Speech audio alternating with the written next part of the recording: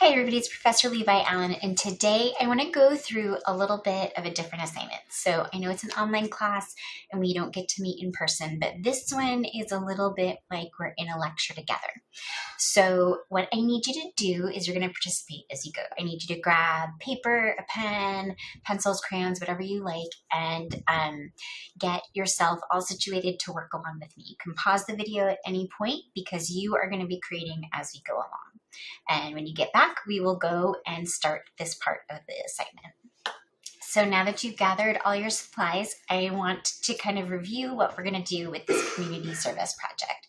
So you might be wondering, like, why are we doing something in this class and how does it even happen? So our community accessibility project is something I'm really passionate about. We are really thinking about how art can be experienced by everybody, not just people who can see clearly, not just people who can stand in front of an artwork, but you're going to see what it is to rely solely on language and how does that inform our view of the visual arts. It's going to be a little bit uncomfortable. You're going to be like, what the heck is this lady having me do? And that's kind of the point, is we're going to build a lot of empathy and awareness to reach the final goal in this project. So you're going to use a variety of tools in our community accessibility project. You're going to journal, you're going to use Padlets, you've already experienced one. At the end, all of this will scaffold to provide you with that final alt text assignment. So what I'm going to have you do first is listen. So get ready to stare at me on a screen for a little bit while you're just listening to some text. So to get ready to listen, there's amazing services out there that provide full description audio for movies.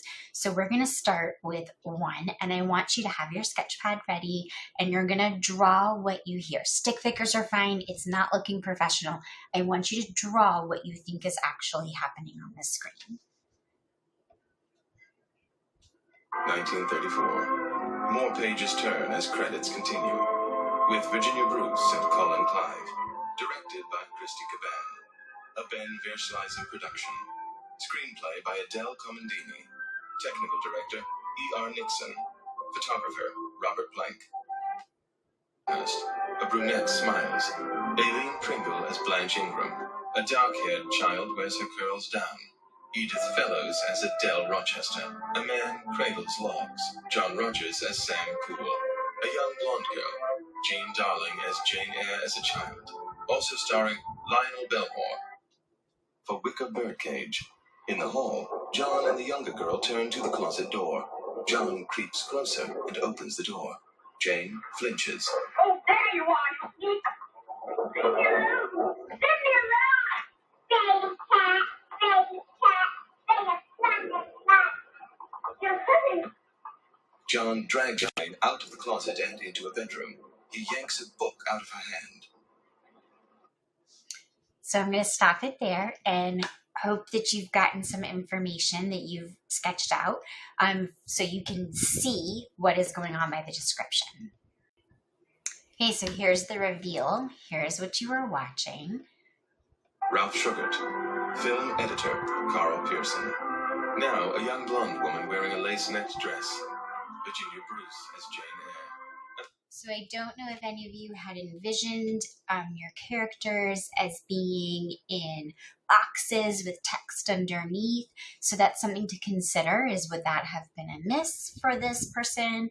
Would this have been something you might want to have include? So think about those kind of things. I'm going to fast forward a little bit through the journey of what you watched. And then this is where we picked up with Jane in the closet. Hides among dresses in a closet. She shifts, knocking an object off a wicker birdcage. In the hall, John and the younger girl turn to the closet door. John. So some things to think about here. So costuming isn't described. What kind of elements would be really important for somebody to visually interpret what is happening on the screen? So I'm going to provide links to these in the assignment as well, so you can watch them. But I just want you to start thinking of this. We're going to do our next movie in just a second. All right, so we're ready for this second one. So this one might be a little bit more familiar to you, but we'll go ahead and we'll play and we'll see what you can sketch down. You're still sketching away. The last grain slows in the air, then bursts into cosmic light. The light pulses and myriad galaxy clusters resolve in an abyss. One galaxy spirals radiantly in the dark. Having liberated the hourglass and become keeper of time, my next task was to restart history. Not beholden to past events, I was free to craft a new era. It was with humility and restraint that I approached this blank canvas. After careful preparation, I began work, painting for the darkness. So I'm going to stop that one there, catch up with your sketches, and let's do a reveal. So depending if you are a video gamer or not, this one might have been a little bit more familiar to you. So it's the beginning of Mortal Kombat, and this is what you heard. In a dark void, sand drops through the neck of an hourglass into a heaped pile. The last grain slows in the air, then bursts into cosmic light. The light pulses. So some things I want you to think about. What is the concept of space? How do you communicate that? How are you communicating that explosive feeling? What about color, movement, texture? So all of these are part of what you might consider when you think about your alt descriptions. And myriad galaxy clusters resolve in an abyss. One galaxy spirals radiantly in the dark. Having liberated the hourglass and become keeper of time. So there's some elements that you're seeing on the screen that are not necessarily communicated in the image. So consider, would you want that as part of this? How would this enrich your experience? Would it be too much information? So these are things I want you to kind of parse through in your journals. So we're going to look at our last one, and then you will get started on your project. Okay, our last one is kind of a ringer, so it might be super familiar to you. It's the sun. Hundreds of animals gather at the bottom of Pride Rock, a tall, flat ledge that towers over the rest of the savannah. Zazu, a small blue bird with a large beak, flaps to the ledge. He bows to Mufasa, a powerful, dignified lion with a thick red mane.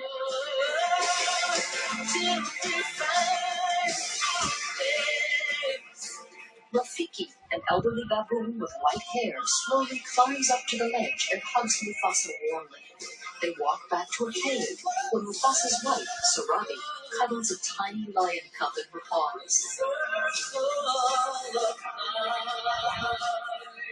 Smiling, Rafiki bends over Simba, the baby lion, and shakes his walking stick, which has 2 melons tied to it.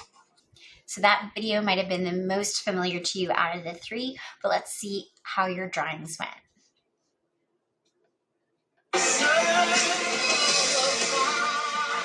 Hundreds of animals gather at the bottom of Pride Rock, a tall, flat ledge that towers over the... So I picked this one because I think they've done a really good job of starting to explain color and movement and placement of objects. So as you go through and you listen, you can hear things like the bird, the beak is large. How does that frame it in your head? I think that they've done a really nice job of helping set a scene, which you can envision in your mind. Rest of the savannah. Zazu, a small blue bird with a large beak, flaps to the ledge. He bows to Mufasa, a powerful, dignified lion with a thick red mane.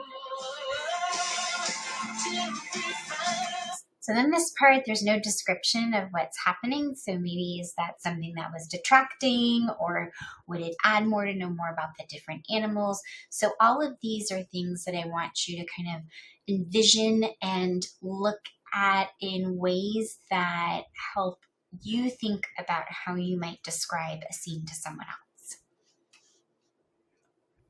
So next step. So what are you going to do with all of this information? You're going to write your first general reflection. Include those sketches. That's why there's an art component.